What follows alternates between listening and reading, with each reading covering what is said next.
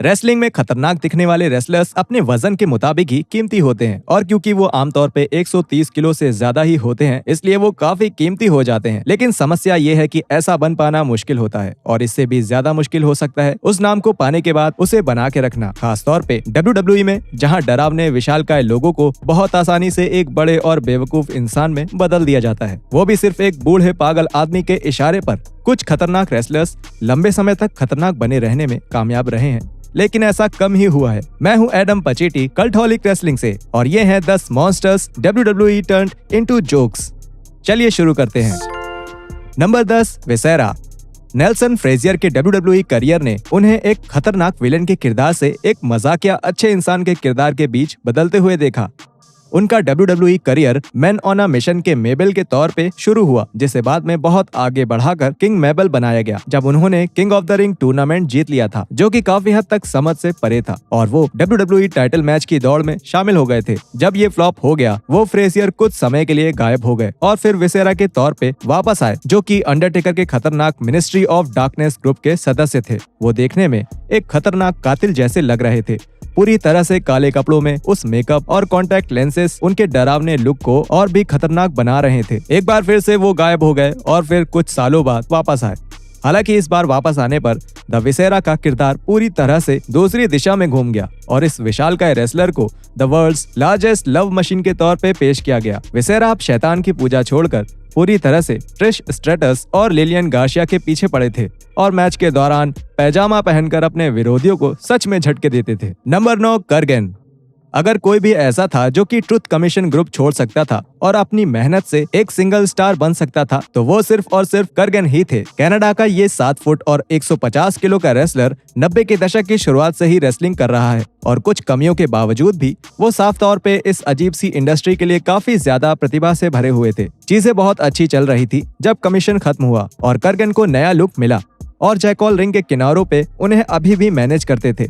इससे पहले कि वो अपना खूंखार लोहे जैसा पंजा फिर से पूरी ताकत से इस्तेमाल कर पाते, WWE ने इससे बिल्कुल उल्टी दिशा में जाने का फैसला किया और कर्गन को एक पुराने खतरनाक रेसलर से बदलकर उन्हें एक ऑडिटी नाम के एक पागल ग्रुप का हिस्सा बना दिया। इतना विशालकाय आदमी उससे भी बड़े आदमी जायंट सिल्वा के बगल में खड़ा होकर कुछ अलग नहीं दिख रहा था और पूरे पागलपन के बीच गायब हो गया। फिर वो अच्छे इंसान का किरदार निभाने लगे और नए साथी जो पागल जोकरों की टोली थी, उसने कर्गन का अपनी ओर लोगों का ध्यान खींचने का ये मौका भी छीन लिया और ये कंपनी में उनके आखिरी मैच में दिख जाता है, जहां कर्गन को संडे नाइट हीट्स में 40 सेकंड में अंडरटेकर से हारना था, अंडरटेकर को ताकतवर दिखाने के लिए। Number 8, Vladimir Kozlov.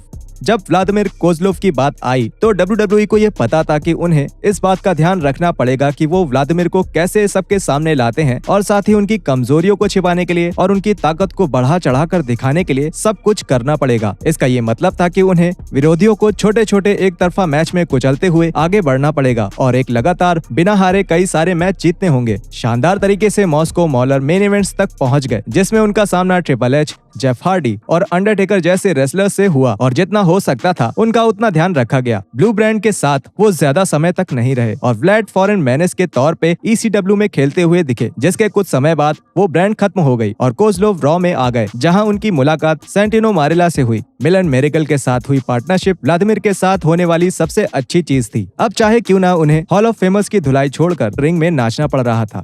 क्योंकि कोज़लोव रिंग में बहुत ज्यादा प्रभावशाली नहीं थे और ज्यादा लचीले नहीं थे, इसलिए वो ज्यादातर टैग टीम मैच में अच्छा खेल पाते थे और OTT सैंटिनो के खिलाफ प्रोमोस और सेगमेंट्स में ज्यादा अच्छे दिखते थे, जहां वो खुद चाहते होंगे कि वो आइवन ड्रैगो की तरह आगे बढ़कर वर्ल्ड टाइटल जीते, वहीं असल में वो सिर्फ WWE में अपना 1 साल बढ़ा सके, एक अजीब सी जोड़ी में सिर्फ एक कॉमेडियन के तौर पे बनकर। Number 7, Matt Morgan. चोट लगने के कारण टफ इनफ सीजन 2 को छोड़ने के बाद WWE ने मैट मॉर्गन को स्टार बनने का एक और मौका दिया और उनके साथ एक डेवलपमेंटल डील साइन की।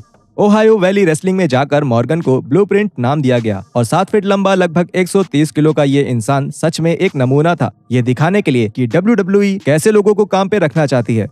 मॉर्गन को मेन रोस्टर में जगह मिल गई और उन्हें नेथन जोन्स और ब्रॉक लेसनर जैसे रेसलर्स के साथ ग्रुप्स में डाला गया, जिसे SmackDown general manager Paul Heyman ने बनाया था। हालांकि वो देखने में पक्के तौर पे उसके लायक थे और एक बड़े ताकतवर रेसलर के तौर पे लाए गए थे, लेकिन ये साफ दिख रहा था कि उन्हें अभी और सीखने की जरूरत है, इसलिए उन्हें एक और साल के लिए OVW में भेज दिया गया। जब वो ब्लू ब्रांड में कार्लिटो के मसल मैन के तौर पे वापस आए तो वो दिखने में और सुनने में काफी अलग लग रहे थे। ऐसा इसलिए था क्योंकि उन्होंने मॉर्गन को हकलाने वाला बना दिया। वाह क्या बात है। विंस मैकमैन का खुद का बनाया हुआ ये किरदार, जिसे मॉर्गन, जो कि पब्लिक स्पीकिंग में शानदार नंबरों के साथ ग्रेजुएट हो चुके हैं, वो पूरी शिद्दत से कामयाब करने की कोशिश कर रहे थे, लेकिन उन्हें उनके और कार्लिटो के WWE ड्राफ्ट में अलग होने के कुछ ही हफ्तों बाद निकाल दिया गया। Number 6, one man gang. One man gang ये किसी भी रेसलर के लिए काफी कूल नाम है ना? और द वन मैन गैंग, जो कि एक काफी लंबे और काफी भारी भरकम रेसलर थे, जिन्हें उनके दौर में काफी ताकतवर माना जाता था, खासतौर पे उनके WWE में आने से पहले। बिल वॉट्स के मिड साउथ के साथ साथ कई इलाकों में बड़े नाम बन चुके इस रेसलर को विंस मैकमैन की कंपनी में आने के बाद काफी आगे बढ़ाया गया। उन्होंने उन रेसलर्स और रेफरीज को मारा जिनका काम ही उनसे मार खाने का था। हालांकि उन्हें भी आपके होगन्स और सेवेजेस को ताकतवर दिखाने के लिए हारना पड़ा, लेकिन उनकी हार में भी ज्यादातर उनका ध्यान रखा गया। रैंकिंग में धीरे धीरे नीचे आने के बाद गैंग को एक नया रूप लेने की गलत सलाह मिली और वो अकीम दी अफ्रीकन ड्रीम बन गए, जिसके बाद ये बताया गया कि उन्हें अपनी जड़ें उनकी मदरलैंड में मिली। न सिर्फ इसने उनके करियर को धीरे धीरे और नीचे गिराया, बल्कि ये किरदार नस्लीय रूप से असंवेदनशील भी था और इसलिए इसकी उस समय आलोचना भी हुई थी। वही पुराना डांस और बकबक से उनका कोई फायदा नहीं हुआ और भले ही बिग बॉस मैन के साथ उनकी ट्विन टावर टैग टीम को थोड़ी सफलता मिली, लेकिन जैसे ही वो अलग हुए और अकीम की लड़ाई खत्म हुई तो ये साफ हो गया कि अब उनका समय पूरा हो चुका है। Number 5, George steel. क्या आप मुझ पे भरोसा करेंगे अगर मैं कहूँ कि ये बालों से भरा हुआ हरे रंग की जीप वाला अजीब सा आदमी लगातार मेडिसिन स्क्वायर गार्डन की सुर्खियों में बना हुआ था, वो भी तब के WWE चैंपियन ब्रूनो सामार्टिनो के खिलाफ? वैसे तो मैं ये भी नहीं जानता कि आप इस बात पर भरोसा क्यों नहीं करेंगे। मैंने पहले कब आपसे झूठ बोला? हाँ, मेरा मतलब अगर मेरे सारे झूठों को छोड़ दिया जाए तो। भले ये WWE फैंस के लिए अविश्वसनीय हो, जो कि जॉर्ज दी एनिमल स्टील को टर्नबकल्स खाने की कोशिश करते हुए और एक कपड़े के जानवर को लेकर घूमते हुए देखकर ही बड़े हुए हों, उनके लिए ये मानना मुश्किल होगा कि वो एक खतरनाक राक्षस जैसे थे जो सबको कुचलते हुए आगे बढ़ता है। और वो लिविंग लेजेंड के खिलाफ स्ट्रेचर मैचेस में, केज मैचेस में, टेक्सास डेथ मैचेस में और यहाँ तक कि टाइम लिमिट ड्रॉस में भी अंत तक लड़े थे। हालांकि 80 के दशक के बीच में वो एक खतरनाक जंगली आदमी से काफी ज्यादा सीधे साधे बेवकूफ इंसान बन गए। इसका एक कारण ये भी था कि स्टील बूढ़े हो रहे थे और वो उस दशक के अंत तक संन्यास भी लेने वाले थे। फिर भी ये काफी शर्म की बात है कि काफी सारे फैंस ये भी नहीं जानते कि दी एनिमल अपने समय में काफी बड़ा नाम थे और एक काफी खतरनाक रेसलर थे, जिसके बाद रेसलिंग फैंस को बुलाकर हाउसफुल करवाने से ज्यादा एक्शन फिगर्स और लंच बॉक्स बेचने वाली कंपनी बन गई। Number 4, big show. WWE ने पॉल वाइट को WCW से निकालकर अपने साथ शामिल किया, ये सोचकर कि उन्हें अगला एंड्रे द जायंट मिल सकता है, और उनके साथ एक फायदे का लंबा कॉन्ट्रैक्ट कर लिया। और उन्होंने अपनी शुरुआत एक पे पर व्यू के मेन इवेंट के साथ करते हुए स्टोन कोल्ड स्टीव ऑस्टिन और विंस मैकमैन के मैच के बीच में रुकावट डालकर ये दिखा दिया कि कंपनी ने उनके लिए काफी कुछ बड़ा सोच रखा है। हालांकि लगभग 1 साल बाद ही बिग शो दूसरों की नकल उतारने का गिमिक करने लगे, जिसके बाद उन्हें वजन कम करने के लिए OVW भेज दिया गया। साफ तौर पे WWE ने ये सोचा था कि वो वर्ल्ड्स लार्जेस्ट एथलीट से जो चाहे करवा सकते हैं, क्योंकि हमने उन्हें कॉमेडी से सीरियस, ठीक ठाक रेसलर से मेन इवेंट्स के रेसलर और एक अच्छे इंसान के किरदार से एक खतरनाक रेसलर के किरदार में जाते देखा है WWE के जिद और जरूरत के मुताबिक। लेकिन मानना पड़ेगा, शो ने कंपनी में बाकी सबसे अच्छी कॉमेडी की। मेरा मतलब है कि ये नकल हेड का स्टार है और आपको क्या चाहिए। लेकिन लगातार इस तरह की बेवकूफी ने धीरे धीरे उनके भौकाल को इस हद तक खत्म कर दिया कि वो आप कितनी भी WMDs मारें, उस नुकसान की भरपाई नहीं कर सकते हैं। नंबर 3, द ग्रेट खली। WWE के इतिहास में कुछ ही ऐसे स्टार्स हैं जिन्हें इतना खतरनाक दिखाया गया है जितना द ग्रेट खली शुरुआत से ही थे। उन्होंने सारे छोटे रेसलर्स को कुचलते हुए अंडरटेकर को 2006 के जजमेंट डे पर बुरी तरह से मारकर डेडमैन को उनकी छाती पर एक पैर रखकर पिन डाउन करके हरा दिया। अगला साल थोड़ी बहुत ऊंच नीच से भरा रहा, क्योंकि उन्होंने कई बार ब्रांड्स बदली, जिसके बाद वो वापस स्मैकडाउन में आए, जहां उन्होंने जल्द ही सबको हैरान करते हुए वर्ल्ड हैवीवेट टाइटल जीत लिया। हाँ, ऐसा सच में हुआ था। शायद हम सबकी याददाश्त को मिटाने के लिए WWE ने ग्रेट खली को सिर्फ एक मजाक बना दिया, वो भी उनके टाइटल जीतने के अगले ही साल। द पंजाबी प्लेबॉय एक 7 फुट लंबा मजाक बन गया, जो कि हमेशा गाता, नाचता और परी की ड्रेस पहनता दिखता था। उस समय पर जब WWE पूरी तरह से बेवकूफी भरे भद्दे मजाक करने की कोशिश कर रहा था। सही मायनों में देखें तो खली का ज्यादा समय तक एक बहुत बड़ा रेसलर बना रहना भी मुश्किल था। इसलिए उन्हें मजाक के लिए इस्तेमाल करना ही शायद उनका सबसे अच्छा इस्तेमाल था, अगर उन्हें बैक स्टेज में एक इंसानी कोट हैंगर की तरह इस्तेमाल न करे तो। नंबर 2, टेंजाई। WWE मैट ब्लूम के साथ कोशिश करता रहा और लगातार कई बार कोशिश करता ही रहा, और उन्होंने इतनी कोशिशें की तब जब उनका कंपनी के साथ पहला मौका था, जिसके बाद उन्हें निकाल दिया गया और बाहर जाकर उन्होंने खुद को न्यू जापान प्रो रेसलिंग में फियर्ड फॉरेनर के तौर पे फिर से खड़ा किया।